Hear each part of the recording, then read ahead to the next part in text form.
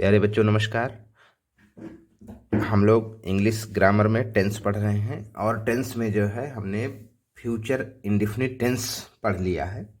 जैसा कि आप लोग जानते हैं फ्यूचर टेंस चार प्रकार के होते हैं। Number 1 future indefinite tense, number 2 future continuous tense, number 3 future perfect tense, number 4 future perfect continuous tense. तो हम लोगों ने फ्यूचर इंडेफिनिट टेंस को कम्प्लीटली पढ़ा है और आज हम लोग पढ़ने चल रहे हैं future continuous tense. Future continuous tense, तो आइए देखते हैं। चलिए हम लोग हेडिंग डाल लेते हैं, फ्यूचर कंटिन्यूअस टेंस की पहचान। फ्यूचर कंटिन्यूअस टेंस की पहचान, तो चलिए पहचान देखते हैं। जिस वाक्य के अंत में रहा होगा, रही होगी, रहे होंगे आदि शब्द आए तो उसे फ्यूचर कंटिन्यूअस टेंस समझना चाहिए। बिल्कुल ही बहुत आसान तरीके से आपको याद कर लेना है कि जिस वाक्य के अंत में रहा होगा, रही होगी, रहे होंगे आदि शब्द आए तो उसे फ्यूचर कंटिन्यूअस टेंस समझना चाहिए। FUTURE future, CONTINUOUS tense. अब चलिए देखते हैं अनुवाद करने का नियम। अनुवाद करने का नियम अर्थात रूल ऑफ ट्रांसलेशन, कैसे हम ट्रांसलेट करेंगे। चलिए देखते हैं। सब्जेक्ट आई और वी के साथ, सब्जेक्ट आई और वी के साथ सहायक क्रिया shall we, SHALL shell, BEB shall be, बाकी सभी कर्ताओं के साथ सहायक क्रिया will be, WILL bill, BEB बाकी सभी कर्ताओं के साथ सहायक क्रिया विल बी का प्रयोग करते हैं और क्रिया में ING जोड़ देते हैं। क्रिया में ING जोड़ देते हैं अर्थात जो आपकी वर्ब है, वर्ब में ING जोड़ देते हैं। बिल्कुल सीधा सा है, बहुत आसान है मेरे प्यारे बच्चों। आप लोग वीडियो को पूरा देखें और इसको आप अपने दोस्तों में ज़रूर शेयर करें और सब्सक्राइब करें ताकि ये आपका चैनल है और आपको अच्छी अच्छी जानकारियाँ मिलती रहें। चलिए हम लोग अब देखते हैं उदाहरण। एग्जाम्पल के माध्यम से हम लोग समझेंगे कि कैसे इसको समझना है। वह पढ़ रही होगी, वह पढ़ रही होगी तो आप कैसे इंग्लिश में ट्रांसलेट करेंगे, सी विल बी रीडिंग। अब आपने नियम में लिखा हुआ है कि आई और वी के साथ शैल भी लगाएंगे बाकी सभी कर्ताओं के साथ। बाकी सभी कर्ताओं में कौन कौन आ सकता है, ही, सी, इट, दे, यू एटसेट्रा जो भी हैं। अब देखेंगे कि सी विल बी रीडिंग, वह पढ़ रही होगी। दूसरा एग्जाम्पल देखिए, मैं क्रिकेट खेल रहा हूँगा। आपको पहचानना है सबसे पहले कि लास्ट में रहा हूँगा आया है तो ये फ्यूचर कंटिन्यूअस टेंस होगा। उसके बाद आपको अपने सब्जेक्ट पर ध्यान देना है। सब्जेक्ट हमारा है आई मीन मैं, तो हम क्या लगाएंगे, आई के साथ shall be, I shall B. अब क्या कर रहे हो आप, खेल रहा हूँगा। खेलना को इंग्लिश में क्या बोलते हैं, प्ले। अब आपने नियम में लिखा हुआ है कि हम वर्ब में ING जोड़ देते हैं तो प्ले में ING जोड़ देंगे प्लेइंग, तो I shall be playing the cricket.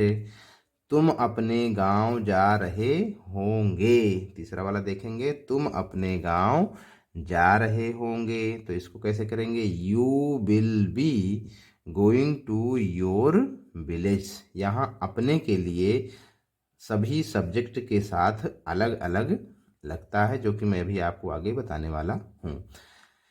You will be going to your village. इसके पहले मैंने आप लोगों को जो भी एग्जाम्पल बताया है सबका कम से कम 6 जरूर बताया है। उसी तरीके आप लोग इसमें भी कर सकते हैं, लेकिन एक बार मैं आपको फिर भी बता दे रहा हूँ। तुम अपने गांव जा रहे हो, you will be going to your village, ये आपका सिंपल हो जाता है। अब उसके बाद नेगेटिव सेंटेंस बनता है। नेगेटिव कैसे बनाते हो, तुम अपने गांव नहीं जा रहे होंगे तो you will not be going to your village. अब यहाँ नॉट जो लगाना है आपको बिल और बी के बीच में लगाना है। तीसरा हम लोग क्या बनाते थे, क्या तुम अपने गांव जा रहे होंगे। अब आपको मैंने इस पिछले सारी वीडियो में मैंने बताया है कि यदि वाक्य में क्या शब्द सबसे पहले आए तो आप लोग जो है हेल्पिंग वर्ब को सबसे पहले ही लिखेंगे, उसके बाद सब्जेक्ट लगाएंगे। तो देखिए अब यहाँ क्या शब्द सबसे पहले आया है कि क्या तुम अपने गांव जा रहे होंगे, तो आपने क्या लिखा, will. Will you will you be going to your village. इसी प्रकार हम लोग चौथा वाला जो करते थे, चौथा में क्या हम केवल और केवल इसमें नॉट लगा देते थे। क्या तुम अपने गांव नहीं जा रहे हो, तो आप क्या लिखोगे, will you not be going to your village, question mark जरूर लगाएंगे। इसी प्रकार हम लोग पांचवा वाला भी देखते थे। पांचवा हम लोग क्या बताते थे, तुम अपने गांव क्यों जा रहे होंगे। अब आपने देखा कि आपके सेंटेंस में क्यों शब्द आया है और वो भी सेंटेंस के बीच में आया हुआ है, तो हमने नियम लिखा हुआ है जो कि हम लोग जानते हैं। पिछली वीडियो आप देखेंगे तो उसमें आपको पता चल जाएगा कि यदि वाक्य के बीच में क्यों, कब, कहाँ, कैसे, कौन, किसका, क्या आदि शब्द आए तो सबसे पहले इनकी अंग्रेजी ही लिखते हैं। अंग्रेजी लिखने का मतलब क्या है, जैसे व्हाई, WHY, व्हाई मीन क्यों। When, WHEN, when, when mean कब। कहाँ, WHERE, वेयर, वेयर मीन कहाँ। हाउ, HOW, हाउ मीन कैसे। तो इन सब की इंग्लिश पहले लिखते हैं। तो हमारा पांचवा एग्जाम्पल क्या है कि तुम अपने गांव क्यों जा रहे होंगे। अब क्यों को इंग्लिश में क्या बोलेंगे, why. Why will you be going to your village, question mark जरूर लगाएंगे। छठा एग्जाम्पल क्या हम लोग लेते हैं कि तुम अपने गांव क्यों नहीं जा रहे होंगे। Why will you not be going to your village, question mark जरूर लगाएंगे। इस प्रकार मेरे प्यारे बच्चों आप लोग एक एग्जाम्पल लीजिए सिंपल, फिर उसके बाद नेगेटिव सेंटेंस, फिर interrogative sentence, double interrogative sentence, आपको एक ही एग्जाम्पल में सारे सेंटेंसेस मिल जाएंगे। चलिए मैं थोड़ा सा आगे डिस्कस कर लेता हूँ यहाँ पर, जो कि मैं पिछली वीडियो में नहीं बताया था। अपने के लिए क्या लगाते हैं, कोई भी टेंस हो। अब आपको ध्यान रखना है कि आपके एग्जाम्पल में अपने के लिए क्या क्या लगता है। अगर सब्जेक्ट बदल गया तो अपने के लिए जो लगाना है वो भी आपको ऑब्जेक्टिव केस में बदलना पड़ेगा। जैसे सब्जेक्ट है आपका आई, तो आप आई के साथ क्या लगाएंगे, आई के साथ माई, अपने के लिए, केवल और केवल अपने के लिए। वी के साथ आवर, OUR, आवर। दे के साथ दियर। यू के साथ योर। ही के साथ हिज। और सी के साथ हर। इट के साथ इट्स। अगर दो नाम हैं राम और श्याम तो आप क्या लगाएंगे, अपने के लिए दियर।